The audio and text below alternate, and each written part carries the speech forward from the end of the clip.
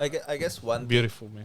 Much thing, love, man. one thing to, I guess, note there is international students have so much going on, because I work in an engineering firm, right? So when people come and look for jobs, so there's heaps of engineers that come from India, Bangladesh, Sri Lanka, Asia, and they come here to do their studies, English being the second language.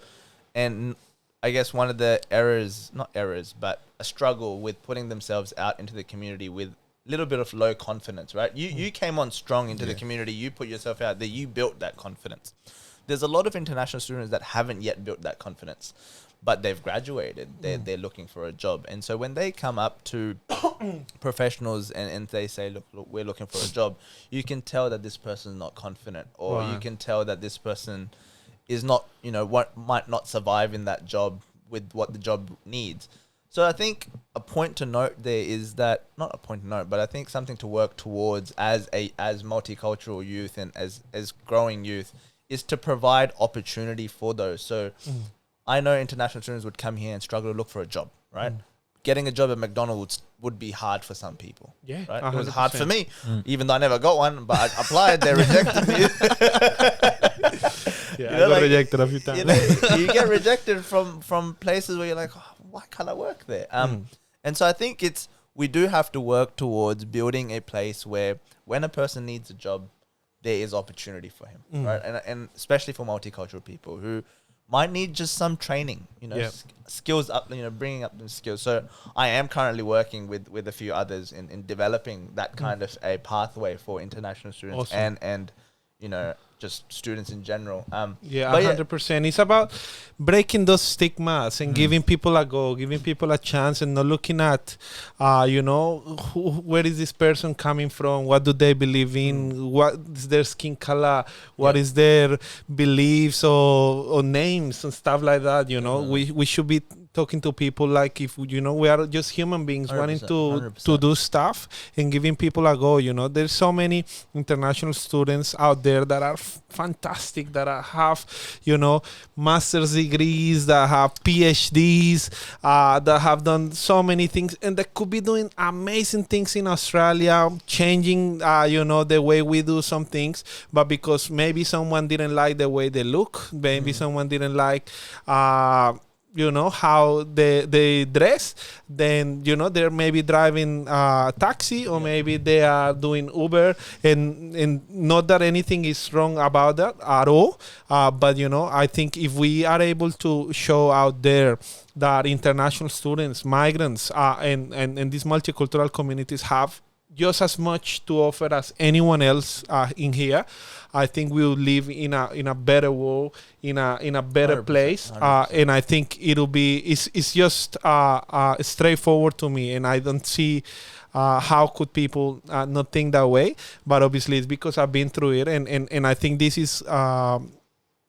is something that I'm really, really happy about, that we have an opportunity and a platform to talk about it. And hopefully whoever is watching this is sharing this content 100%. And talking about it, because it's really important to give international students a chance. I have so many examples and people that I could name that are doing great things for the companies, great things for, government, great things for universities or organizations, and they started as international students.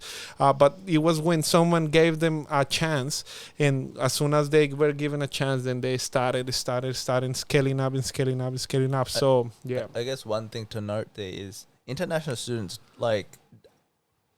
graduating from a university itself is a struggle, right? I think one thing that you can classify international students are hardworking. like me, myself, I'm not as hardworking as any other international student. I couldn't name one that I couldn't name one international student that I'm more hardworking than. It's impossible. It's hard. We don't face the struggles that you guys face. But I guess moving forward, let's move the conversation forward. There's one thing that we've covered, right? We've covered that.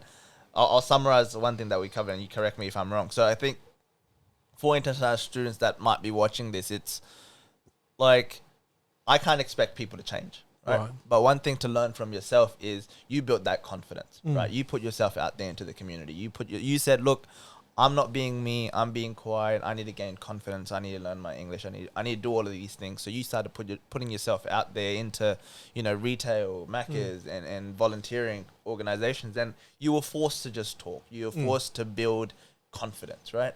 And that helped you, right?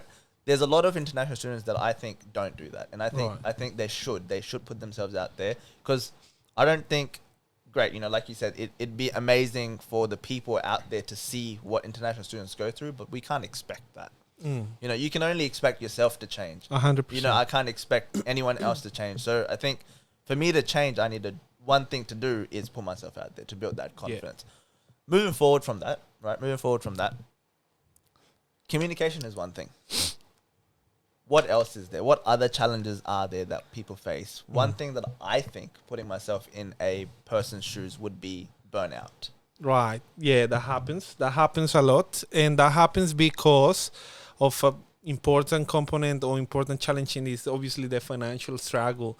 International students come to Australia and they usually have to pay 3 times as much, 2 or 3 times as much as Australian fees, Australian citizens' fees. So obviously, CDU is not necessarily one of the most expensive universities, which for me was great.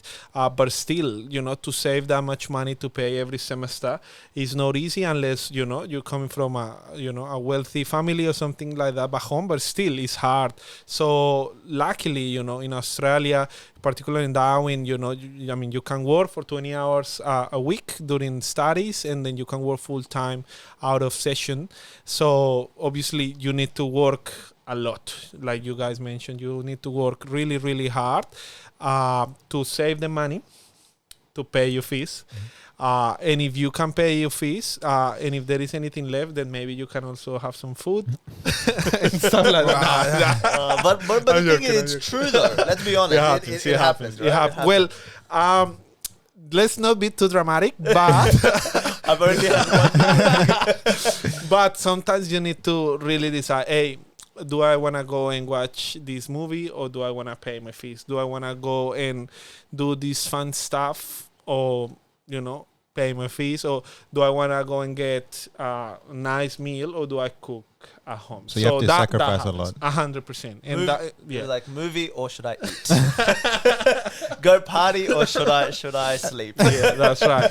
So obviously with all those things combined, having to work every day if you can, having to study on a lecture which is taught in English, having to struggle with the communication skills, with the culture shock, having your family away, and that's hoping that things are going well back home, missing your friends, missing your things. Obviously all that combined is a big thing that at many points in life gets you burnt out, and I think balancing that out is probably the hardest thing, but it's something that I wish and I love for every international student before come to Australia, or those who are just arriving, to know, because these things will happen. They will happen, like it or not. But when you are already aware, then you can prepare yourself mentally and physically to face those challenges, so that when the time comes, then you'll be prepared to, address it.